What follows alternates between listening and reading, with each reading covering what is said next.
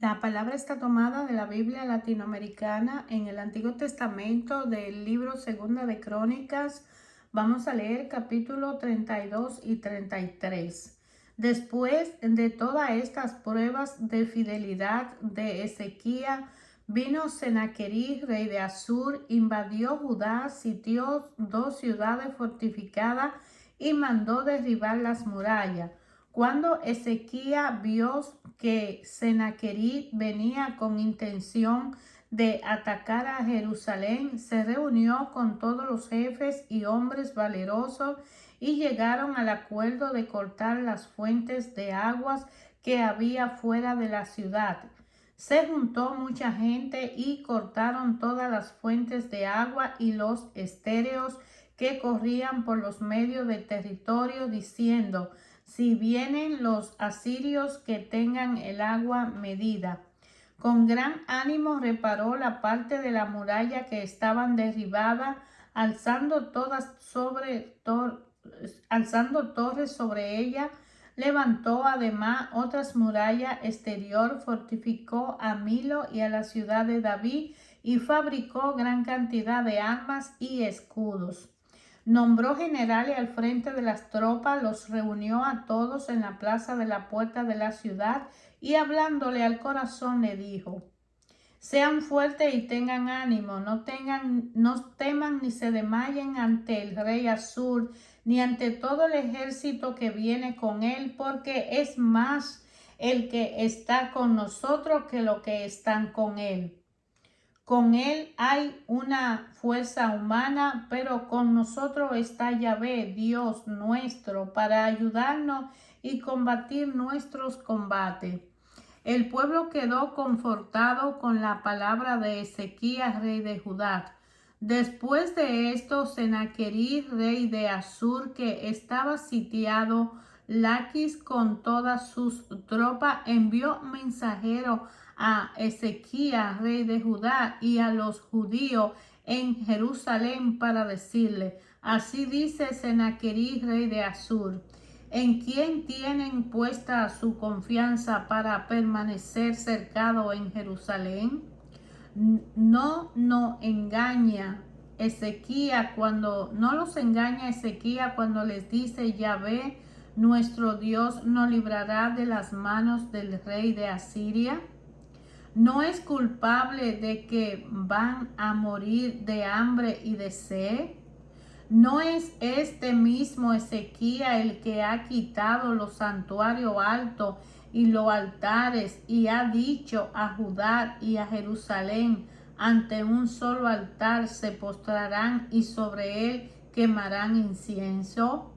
¿Acaso ignoran ustedes lo que yo y mi padre hemos hecho con todos los pueblos de los demás países?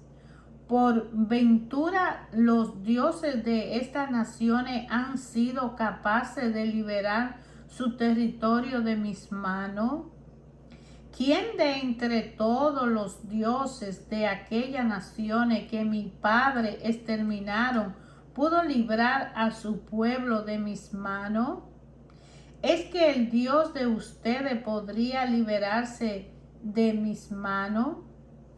Así pues, no lo engañe Ezequías, ni los seduzca con vanas promesas. No lo crean. Ningún Dios de ninguna nación o reino ha podido salvar a su pueblo de mis manos, ni de las manos de mi padre. Cuanto menos podrán los dioses de ustedes librarlos de mis manos. Sus mensajeros dijeron todavía más cosas contra Yahvé y contra Ezequías su siervo. Escribió además carta para insultar a Yahvé, Dios de Israel, hablando contra él de este modo: así como los dioses de las naciones de otros países no las han salvado de mis manos, así tampoco el Dios de Ezequías salvará a su pueblo de mis manos. Los mensajeros gritaban en voz alta en lengua judía al pueblo de Jerusalén que estaban sobre la muralla para atemorizarlo y asustarlo y así poder conquistar la ciudad. Hablaban del Dios de Jerusalén como de los dioses de los pueblos de la tierra, que son obra de manos, hechos ídolos de hombre. En esta situación el rey Ezequías y el profeta Isaías, hijo de Amós, oraron y clamaron al cielo. Y Yahvé envió un ángel que exterminó a todos los mejores guerreros de su ejército, a los príncipes y a los jefes que había en el campamento del rey Asur. Este volvió a su tierra con gran vergüenza y al entrar a la casa de su Dios, allí mismo sus propios hijos lo mataron a espada. Así salvó Yahvé a Ezequías y a los habitantes de Jerusalén de la mano de Senaquerib, rey de Asur, y de las manos de todos sus enemigos, y les dio paz por todos los lados. Muchos trajeron entonces ofrenda a Yahvé a Jerusalén y presente a Ezequías, rey de Judá, el cual desde aquel entonces adquirió gran prestigio a los ojos de todas las naciones. En aquellos días Ezequías cayó enfermo de muerte, pero hizo oración a Yahvé, que le habló y le otorgó una señal maravillosa.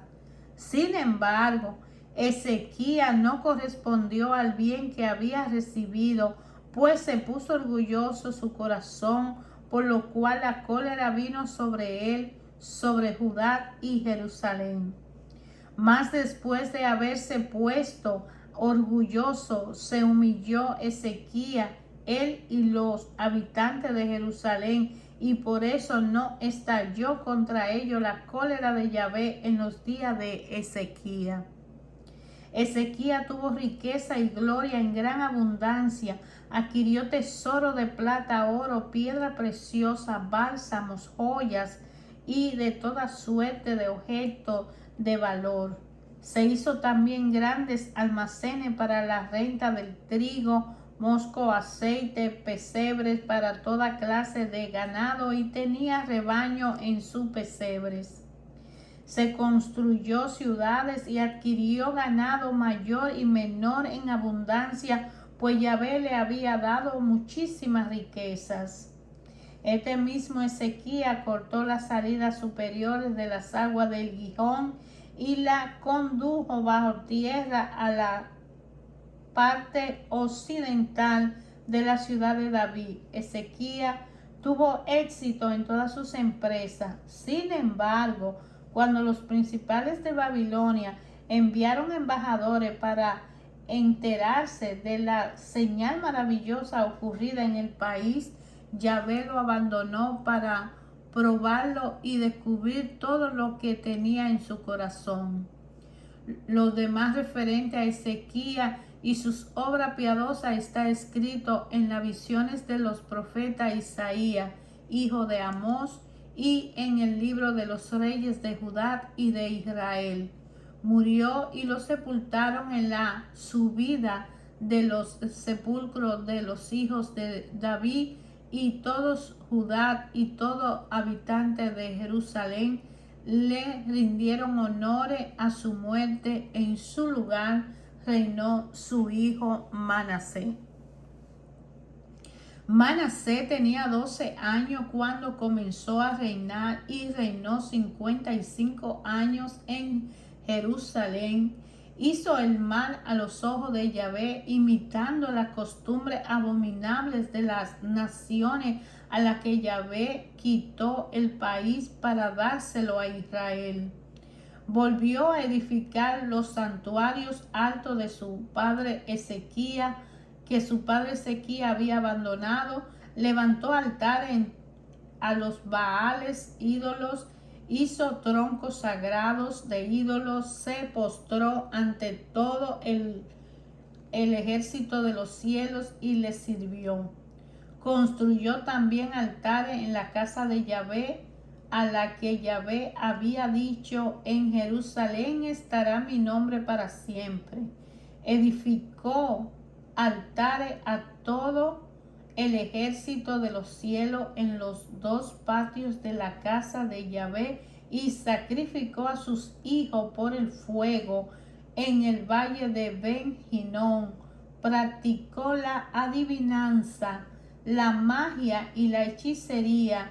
Estableció espiritistas y adivinos en todo lugar, haciendo mucho mal a los ojos de Yahvé y provocando su cólera. Colocó el ídolo que había fabricado en la casa de Yahvé, de la cual había dicho Dios a David y a Salomón su hijo: en esta casa y en Jerusalén que he elegido entre las tribus de Israel, pondré mi nombre para siempre, y no apartaré más el pie de Israel de sobre la tierra que di a sus padres, con tal que procuren hacer según todo lo que le he mandado, según toda la ley, los decretos y las normas ordenadas por Moisés.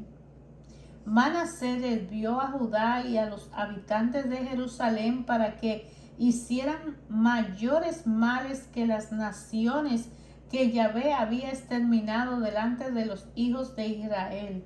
Habló Yahvé a Manasés y a su pueblo, pero no le hicieron caso. Entonces Yahvé hizo venir sobre ellos a los jefes del ejército del rey Asur, que apresaron a Manasés con ganchos, lo ataron con cadenas de bronce y lo llevaron a Babilonia.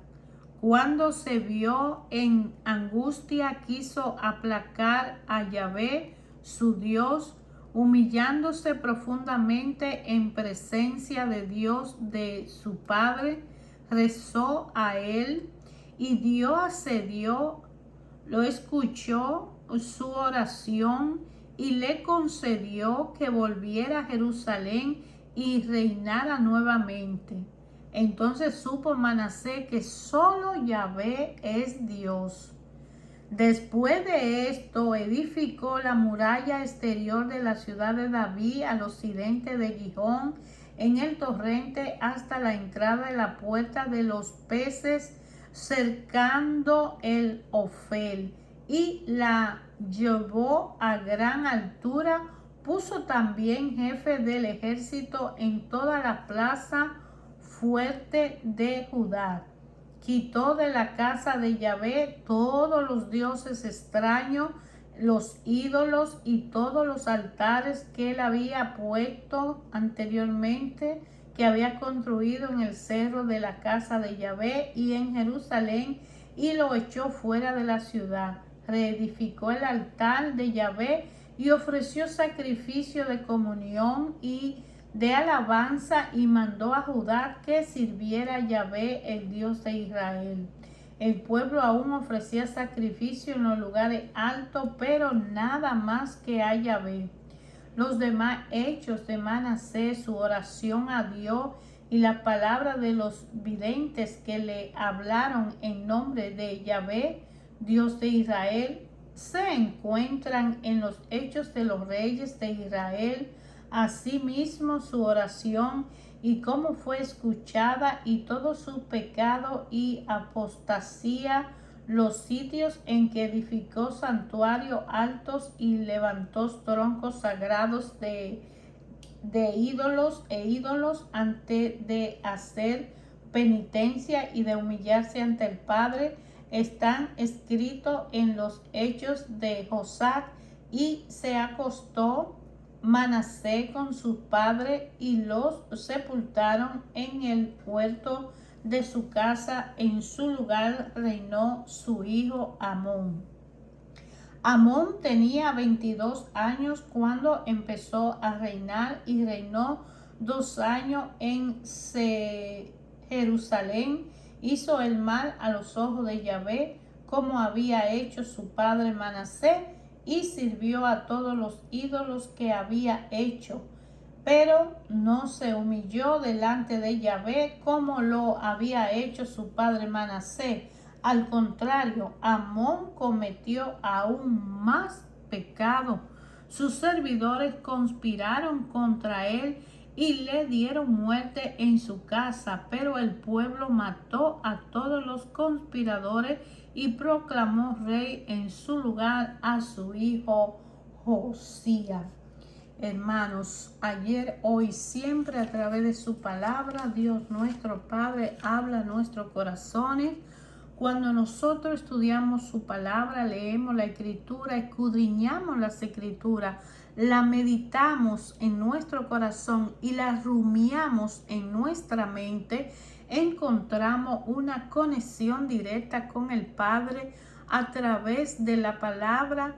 Jesucristo es la guía, es el camino, es la verdad y es la vida, para que podamos tener una relación personal con el Padre, de manera que podamos entender el mensaje salvístico del Padre.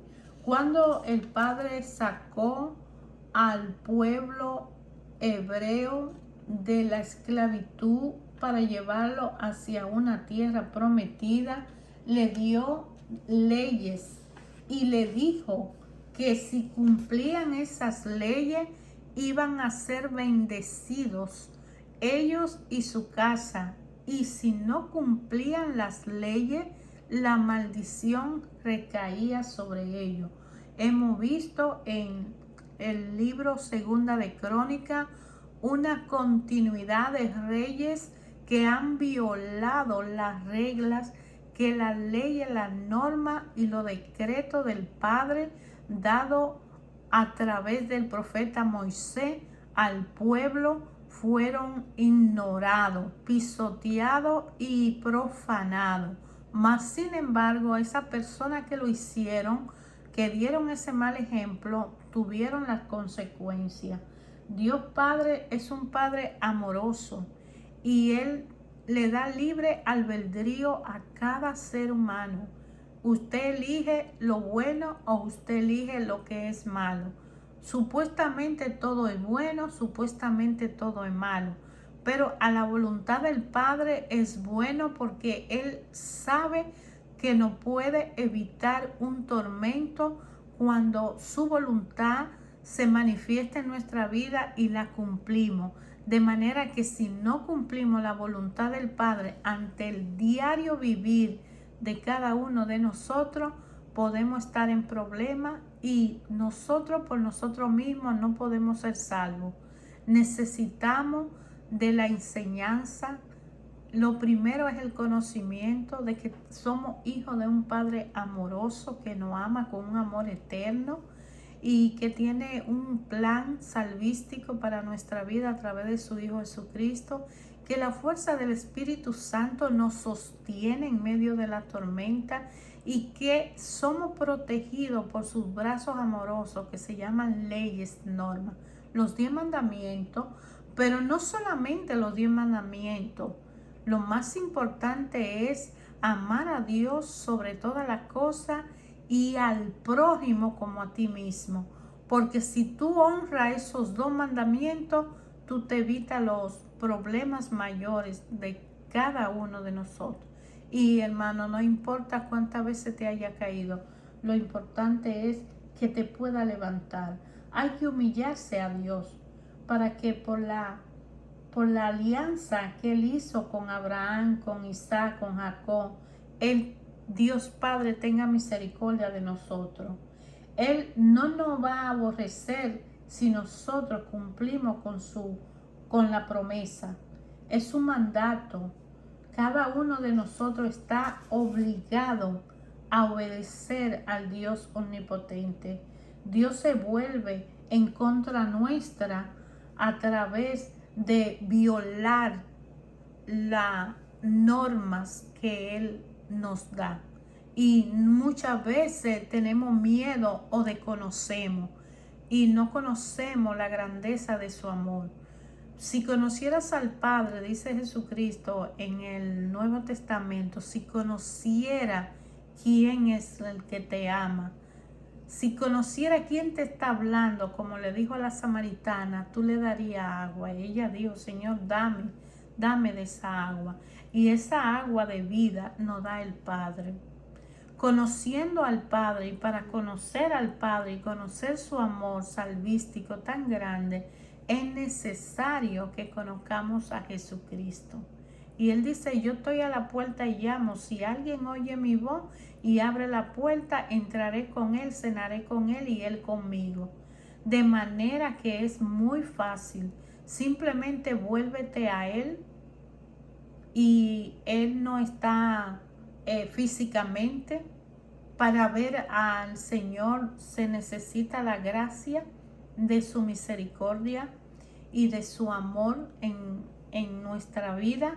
Pero para que el amor del Padre pueda estar en nuestra vida, debemos abrir la puerta a ese amor del Padre. Para amar a Dios hay que amar a Jesucristo, porque no podemos conocer a Dios si no conocemos a Jesucristo. Aquel que se convirtió en un cordero degollado, que se entregó en una cruz, en un madero, que aceptó la crucifixión por cada una de las personas que crea en el Padre, que acepte las reglas del Padre, las normas del Padre. No podemos andar sin el Padre, porque para ser hijo del Padre y para ser el pueblo de Dios, nosotros debemos cumplir la ley. Si no cumplimos la ley, no somos un pueblo. Y si somos un pueblo, la promesa que ese Padre tiene para ese pueblo se van a cumplir. Y si Él es todopoderoso, ¿quién contra nosotros? Y si Él es capaz de hacer lo imposible, entonces ¿por qué temerle a quien puede gobernar nuestra vida para un futuro mejor? Vamos a abrir los ojos de nuestra mente, de nuestro corazón, de nuestra alma, de nuestro espíritu, al entendimiento, a la apertura, a la aceptación de reconocernos que somos hijos amados por el misericordioso Padre Creador, que es misericordioso en nuestra vida y nos acepta tal como somos. No importa la raza ni el color de su piel, no importa si es rico, si es pobre, y no importa cuántas veces ha pecado. Lo importante es cuántas veces tú te has levantado y has vuelto a la presencia del Padre. El Padre, Él es tan grande y tan poderoso que Él hace desaparecer todo lo malo de nuestra vida. Y aunque nuestros pecados sean oscuros como la oscuridad, Él lo hace blanco como la nieve. Dios solo quiere que nos inclinemos hacia Él, que pongamos nuestra vista a Él para que oigamos lo que Él nos quiere decir. Y no nos va a engañar, porque Él no nos llama para engañarnos. Él es un Dios de promesa, Él cumple su promesa. Dios Padre, Dios como lo llamaban antes, Yahvé, Elohim, Dios mío, Jesucristo, ese ser poderoso que dio a su Hijo, y que su Hijo, cuando nos tocó el corazón y nos hizo volvernos a Él, para que viéramos que este es un camino de la salvación, salvarnos de los errores y las contrariedades que las circunstancias de cada día nos pueden hacer caer en una oscuridad. Y Él no quiere que nadie se pierda. No importa, aún los presos, los asesinos, los criminales, aún ellos son amados por Dios, porque nosotros no somos quienes, si fuéramos dioses poderosos, superior a Él, pues no estuviéramos dependiendo de Él. Y porque Dios es único, omnipotente, omnisciente. Si tú llamas a Dios, Él te escucha. Y Dios cumple toda su promesa. Él desprecia la ignorancia de tu pecado. Hay que reconocerse ante Él humildemente, postrarse ante Él y hablarle con libertad, con confianza, con amor. Es un padre, madre que siempre nos está esperando, siempre está dispuesto a oírnos, a vernos, a sentirnos. Y Él no siempre puede presentarse a tus ojos, pero sí estar a tu lado y vivir contigo lo que está viviendo. Pero nosotros necesitamos de corazón, de acción y de mente volvernos a Él. Y pasando tiempo al lado de Él, podemos irle conociendo. Saca tiempo para estar con Dios. Saca tiempo para leer su palabra. Saca tiempo para analizar, para pensar, para escudriñar, para descubrir qué hay en esta vida para ti, por qué Dios te llamó, por qué Dios te dio la personalidad que tiene, por qué Dios dice que tú eres su hijo muy amado, una persona, un alma, un espíritu querido por Él, que fue capaz de dar en la cruz a su hijo. Él quiere que tú no te pierdas, sino que tengas vida eterna. Dios establecerá la paz en tu vida, en tu familia, en tu ambiente y aunque en tu país, en el mundo. Y cada uno de nosotros nos volvemos a Dios, como Él dice, si mi pueblo me escuchara, se humillara y clamara a mí, yo lo escucharé. Si mi pueblo se humillara, y es reconocer, he pecado contra el cielo y contra ti, perdóname, Padre. Y si tuviera que pecar otra vez y volviera y te humillase, Él te va a dar entendimiento para que te ayude, porque nosotros somos el ejemplo de los que vienen detrás de nosotros. Estamos llamados a ser lo mejor que podamos ser para cumplir con el plan que el Padre tiene con nosotros, para cumplir con el propósito que hay en la vida de nosotros con relación a nuestra vida y a nuestra familia, a nuestra descendencia. Nosotros tenemos una responsabilidad en los hombros. Cada ser humano tiene una responsabilidad con el Dios poderoso de cumplirla antes de terminar esta vida. Nosotros, los seres vivos, somos creados en su mayoría, el hombre de conciencia. Y el que tiene una conciencia tiene que educarla, abrirla, para que pueda entender cuál es el plan que tú tienes conmigo. El Padre tiene un plan particular con cada uno de sus hijos y solamente usted lo puede descubrir a través de pasar tiempo con el Padre, hablando, conociéndole, aportando y cumpliendo con los preceptos, mandamientos, decretos y normas que Él ha establecido desde Abraham, cuando le dijo: vete de tu tierra y ve al lugar que te voy a dar, tendrás una descendencia como las estrellas del cielo. Y tuvo solo a Isaac, y solo Isaac, después que tuvo a Esaú y a Jacob, que fue llamado a Israel. Israel tuvo sus hijos y ellos fueron las tribus que se formaron y fueron esclavizados y sacados, y Dios Padre no olvidó la promesa que le hizo a Abraham. Esos nietos de Abraham que tuvieron hijos e hijos e hijos e hijos y se crecieron, y todavía hay esa descendencia, y cada uno de aquellos que se va agregando es parte de eso, porque Dios tiene un plan salvístico. Todas las personas que se fueron a adorar ídolos en el Antiguo Testamento fracasaron. Y aquellas personas que se mantuvieron firmes aceptando la voluntad del Padre vivieron dificultades y tormentas, pero no las sintieron porque el Padre lo pasaba levantando los pies y no se quemaban en el fuego.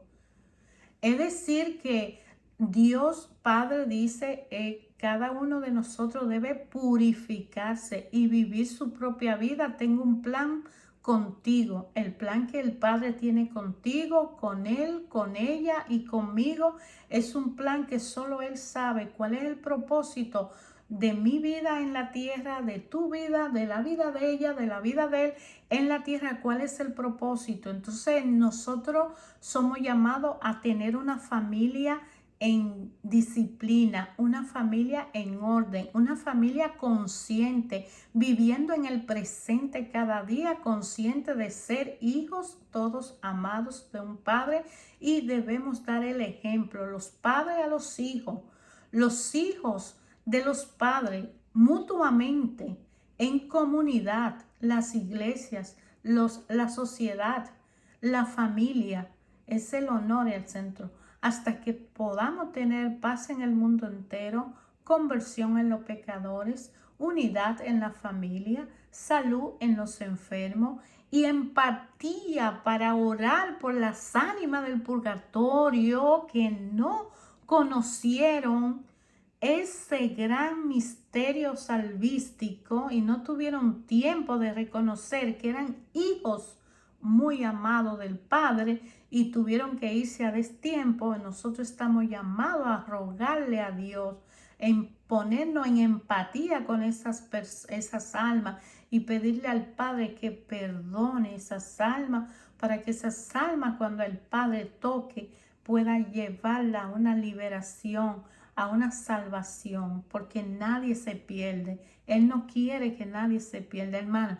Te invito a leer la palabra de Dios, a escudriñar las escrituras, a descubrir cuál es el plan que Dios tiene cuando tú cumples las leyes, las normas regidas por Él, que llámese la voluntad. Pero hay que leer, hay que estudiar cuál es la voluntad del Padre. Si no conocemos las leyes, si no respetamos la naturaleza, porque todo es ley. Dios es un Dios de orden, un Dios de principio, un Dios de confianza, un Dios de amor, un Dios omnipotente, un Dios poderoso. ¿Qué hizo el agua? ¿Quién ha hecho el agua? ¿Qué ciencia la hace? ¿Qué hizo el aire? ¿Quién puede hacer el aire? ¿Los átomos? ¿Cómo se forman? Nadie es más grande que Dios. Nadie puede creerse mayor que Dios para humillar, para hacer daño, porque se está haciendo daño a sí mismo, se está hundiendo a sí mismo y se está perdiendo a sí mismo. Necesitamos una comunión, una relación, una mejor familia, una mejor sociedad, un mejor país, un mejor mundo, para vivir con respeto, con amor. Y sí, suena fácil, y sí, nadie dijo que era fácil. Esto es una tarea de todo. Cada uno de nosotros está llamado a contribuir con un granito de arena, a contribuir con una parte. Cada uno de nosotros está llamado a ser responsable de sí mismo, a enseñar en su ambiente, en su familia, en su trabajo, con el ejemplo. No somos ninguno capaces de ser salvo por nosotros mismos.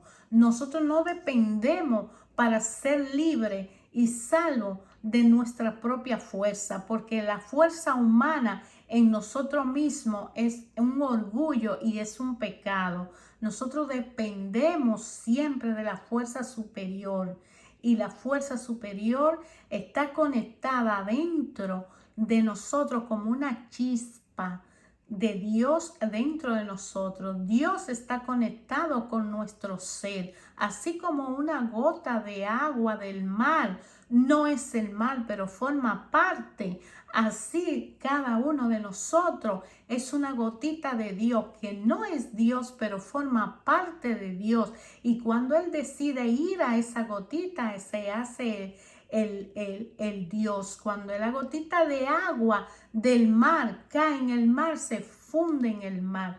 De manera que, como somos una chispa divina de la gracia de Dios, por gracias podemos tener una conexión, una relación, una dependencia del Padre y por eso necesitamos respeto a el conocimiento de que cada uno de nosotros está obligado a saber quién es, que por qué está aquí y cuál es tu plan. Si no lo sabe, pregúntale, él te va a decir y va a usar medios para indicarte.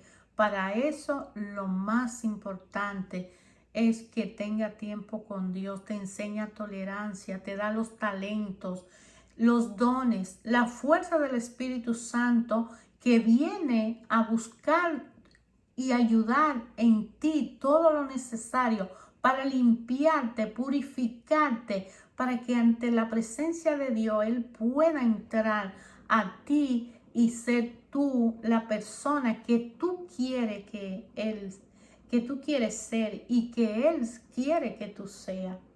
Su Hijo muy amado, caminando en medio de la tormenta, porque tampoco podemos liberarnos de las tormentas. Las tormentas son necesarias, imprescindibles para crecer como persona, como humano y para ayudar a una sociedad a ser mejor. No es que no proporcionemos los problemas, hay que evitarlo, pero sin afectar a otro, cumpliendo con las reglas. Si amas a Dios sobre todas las cosas, ha cumplido con muchísimas de las muchísimas leyes que hay. Y si ama y respeta a tu prójimo como tú te amas a ti y te respeta a ti, entonces ante la sociedad eres un ejemplo a seguir. Hermano, descubre qué dice la palabra de Dios en tu corazón cuando tú la lees.